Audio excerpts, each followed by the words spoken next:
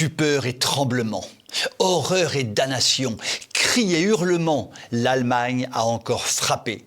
Je devrais plutôt dire l'Allemagne est complètement frappée, au point que je commence à me demander si l'Allemagne, déjà responsable de 2 guerres mondiales dramatiques, ne serait pas tout excitée à l'idée d'en déclencher une 3e. Pour une fois, je ne vais pas vous parler de Madame la Hyène, Madame l'Allemande, qui s'est autoproclamée présidente de l'Europe et presque du monde, et qui s'agite en ce moment frénétiquement pour imposer à l'Europe tout entière des doses supplémentaires de vaccins fabriqués par ses meilleurs amis, ses amis de cœur et peut-être ses amis de corps, qui sait, à savoir les dirigeants du laboratoire Pfizer. Non, aujourd'hui je vais vous parler d'Angela Merkel, chancelière de l'Allemagne pendant tant d'années, qui avait su mettre le petit Sarkozy dans sa poche pour en faire son toutou.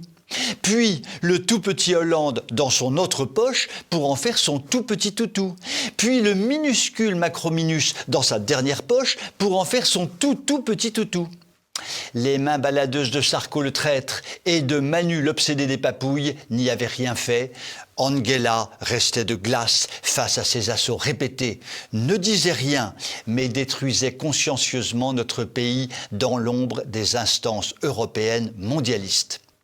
Vous allez me dire, et je vous comprends, de quoi qui cause le chroniqueur préféré autoproclamé de TV Liberté, Angela Merkel, on s'en tamponne la coquillette? Eh bien moi, je vous le dis, vous êtes complètement à côté de la plaque, car Angela vient de faire une déclaration inouïe, incroyable, stupéfiante, à tel point qu'en l'apprenant, je me suis tapé la tête contre un tiroir de mon bureau pendant 14 minutes. Car ce qu'elle a dit dépasse l'entendement. Ainsi, Angela vient de déclarer que les fameux accords de Minsk de 2014, signés par la Russie, l'Ukraine, la France et l'Allemagne, répondaient à 2 objectifs des nations occidentales. Premier objectif, surtout ne pas faire appliquer ces accords. Deuxième objectif, donner le maximum de temps à l'Ukraine pour qu'elle se renforce et puisse lutter ultérieurement contre la Russie avec davantage d'efficacité. En clair, comment sombre, comment dramatiquement sombre, comment crépusculairement sombre, l'Allemagne indique au monde entier que sa signature ne vaut rien.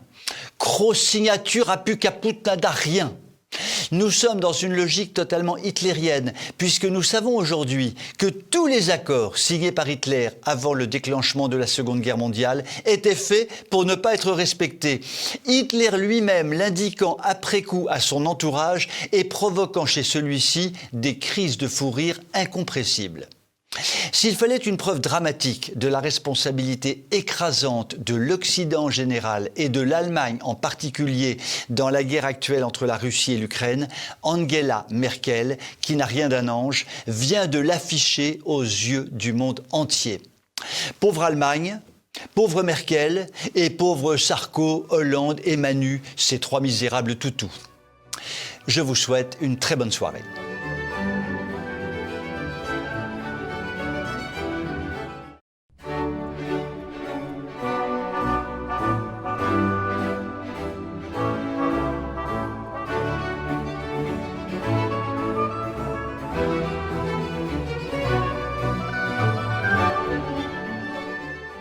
Il y a belle lurette que je n'écoute plus jamais la moindre intervention, le moindre discours, la moindre interview de Macronor Exterminator.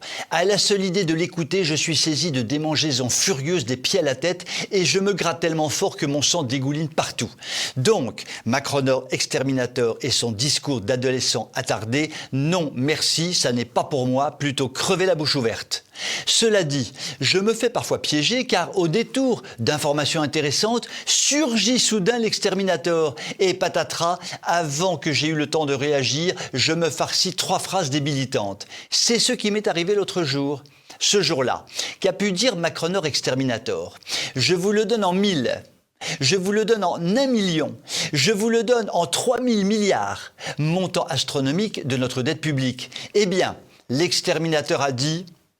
On reste unis et on avance.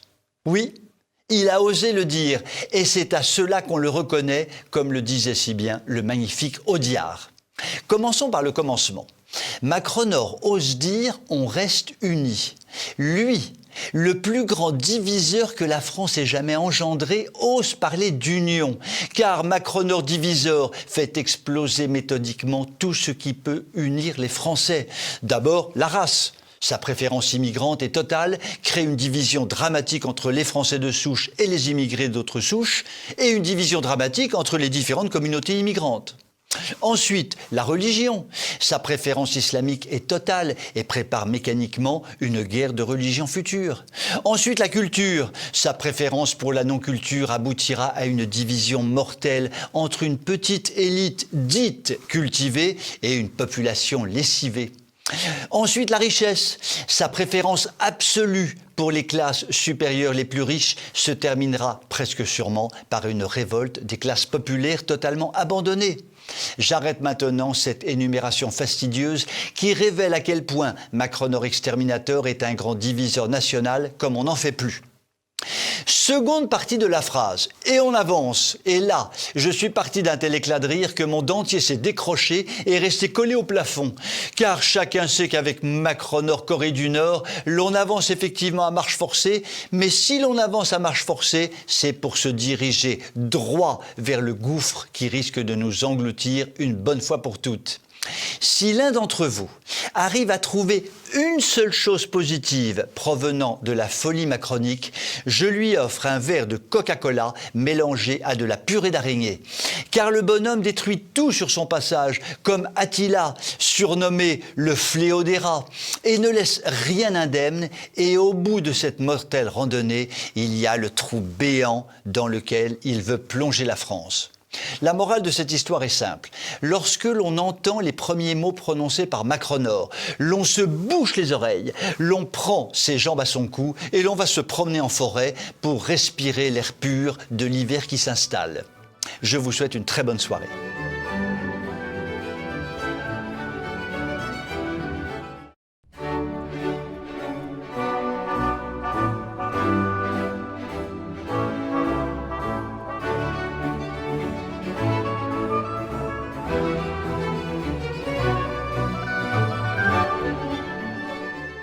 Tant pis, vous allez haïr celui qui était votre chroniqueur préféré autoproclamé, mais je n'en peux plus.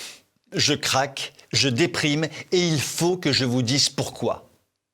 Ne leur dis pas qu'elle m'a dit, la tata Gertrude, essaye d'être intelligent pour une fois, espèce de crétin pathologique, car si tu leur dis, ils vont te haïr. Eh bien zut, tant pis pour la tata elle me saoule et vous allez donc me haïr. Je ne supporte plus le foot.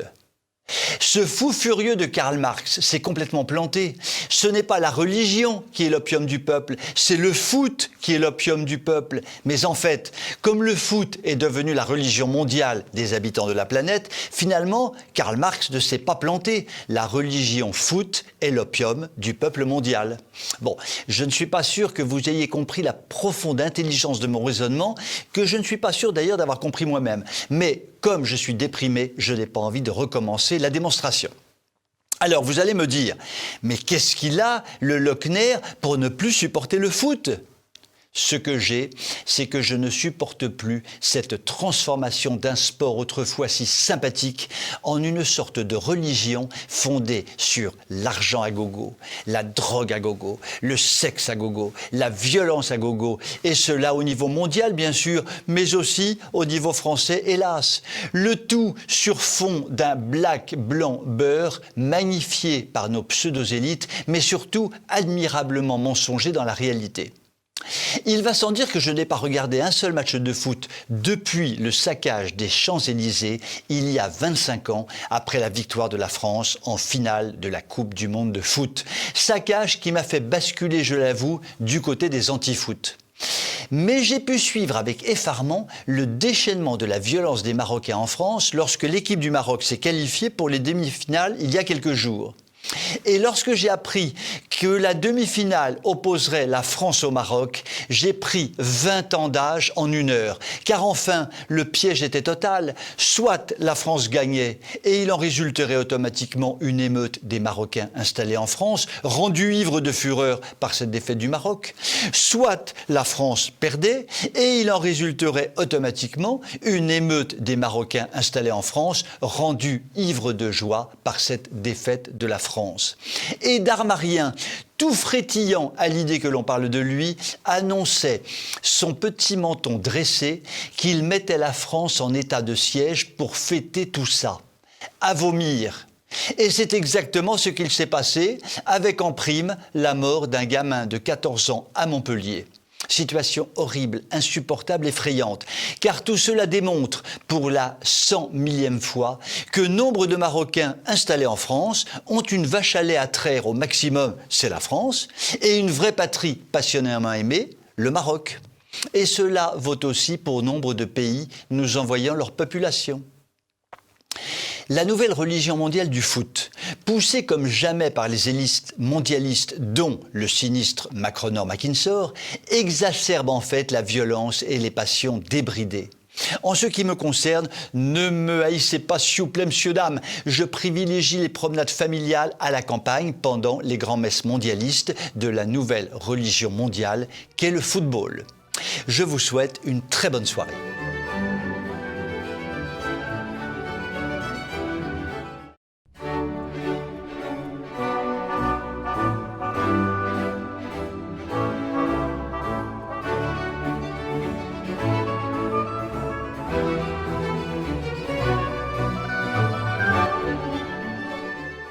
Lors du tout récent rassemblement organisé au Palais des Sports par Éric Zemmour, j'avoue avoir été bluffé par le discours de Guillaume Pelletier. Avec tout ce qu'il a dit en quelques minutes, nombreux sont les déconstructeurs de la France qui ont dû immédiatement penser « celui-là, il va falloir lui coller le plus vite possible 4 balles en plein cœur ». Car le Guillaume n'y est pas allé par 4 chemins. Il a proclamé haut et fort qu'il était blanc, qu'il était catholique, qu'il était conservateur, qu'il était hétérosexuel et que tout cela était bel et bon. Ben mon Guillaume, toi tu as du cran. Moi, modeste chroniqueur autoproclamé de TV Liberté, je n'aurais jamais osé dire ça, je tiens à la vie moi. Reprenons les choses dans l'ordre, s'il vous plaît, monsieur, dame. D'abord être blanc. Ça, c'est la catastrophe totale. Être blanc aujourd'hui en France, c'est ressembler à la chèvre de Monsieur Seguin. Toute gentillette, toute mignonnette, mais dévorée d'un seul coup par le gros méchant loup tout noir. Ensuite, être catholique. Ça, c'est du pur délire. Même les dirigeants de l'Église catholique expliquent qu'il ne faut surtout pas être trop catholique et qu'il est bel et bon d'être juif, musulman, adorateur de la fourmi du Bengale ou admirateur du grand sorcier de la forêt amazonienne. Ensuite, être conservateur. Mais là, c'est l'injure, l'insulte, l'agression la plus insupportable qui soit contre les mondialistes, les écologistes, les boboïstes, les déconstructivistes et tutti quanti. Et c'est donc une honte totale. Enfin, être hétérosexuel. Là, c'est le summum de l'ignominie, c'est le truc insupportable, c'est valoriser ces horribles pouf-pouf qui se baladent dans la rue avec leurs horribles marmots au nez qui coule, c'est l'anti-écologie qui aboutit à surpeupler la planète, c'est l'opposition à l'idéologie LGBT pour laquelle l'humain est un ennemi mortel de la nature, et tutti quanti.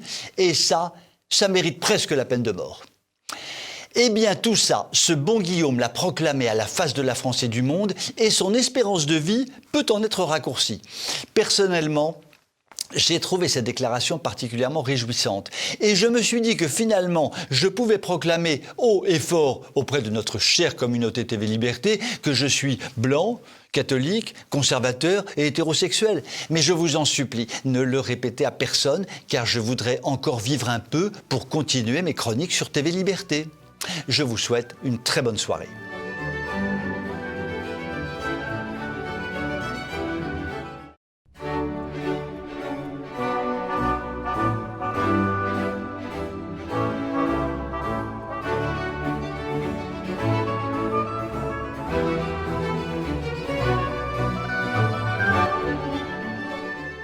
Dans tout pays normalement constitué, les actes de violence sont réprimés comme ils doivent l'être. Les actes d'ultra-violence doivent être réprimés sans le moindre état d'âme, quand les actes de petite violence doivent être réprimés avec discernement. Mais comme nous sommes en France, dans un pays qui n'a plus rien de normal et qui n'est donc plus du tout normalement constitué, la répression des actes de violence ou d'ultra-violence ne correspond plus à rien, ne rime plus à rien, n'a plus aucune efficacité, et tout cela par le fait de pseudo-dirigeants politiques dont le mot d'ordre tient en 2 lignes.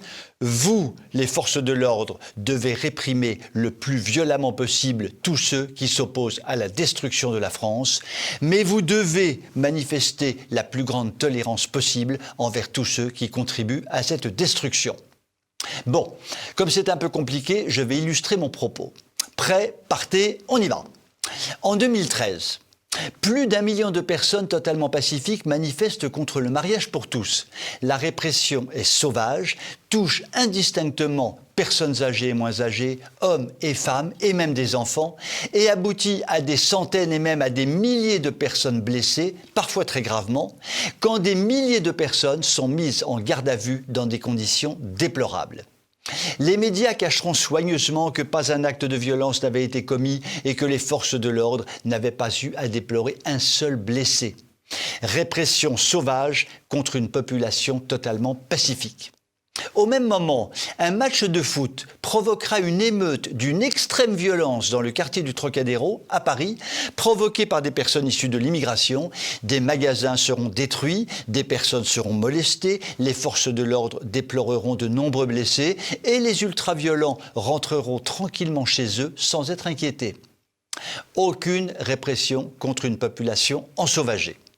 Je pourrais multiplier les exemples de ce type car le scénario est toujours le même, répression violente contre les pacifiques et soumission totale contre les violents. C'est la raison pour laquelle les casseurs d'extrême gauche, les jeunes des quartiers ou des banlieues, les soi-disant antifas et tant d'autres encore peuvent s'en donner à cœur joie en toute impunité. Les blessés seront dénombrés par les médias, mais seulement du côté des forces de l'ordre, car du côté des ultraviolents, il n'y en a à peu près jamais. Un fait divers tout récent illustre à lui tout seul le problème. À Tonneins, dans le Lot-et-Garonne, 3 policiers tentent de maîtriser un homme ultra-violent. Les 3 policiers sont sérieusement blessés. 3 gendarmes viennent en renfort. Ils sont tous les 3 sérieusement blessés. Finalement, 5 autres gendarmes arrivent en renfort pour maîtriser le bonhomme. Il aura fallu 11 personnes du maintien de l'ordre public pour venir à bout de ce dégénéré violent et que 6 d'entre elles soient gravement blessées. Le scandale est total. Au premier coup porté sur un policier, le second policier aurait simplement dû avoir le droit de tirer dans les jambes du fou furieux. Ce fou furieux méritait d'être blessé immédiatement et les 6 policiers et gendarmes méritaient de sortir indemnes de cette situation abracadabrantesque. Mais non, tout pour les délinquants et surtout rien pour ceux qui les combattent. Dans les conditions actuelles du maintien de l'ordre, reconnaissons-le, les gendarmes et les policiers n'ont pas la vie facile. Je vous souhaite un très joyeux Noël et je vous dis à lundi.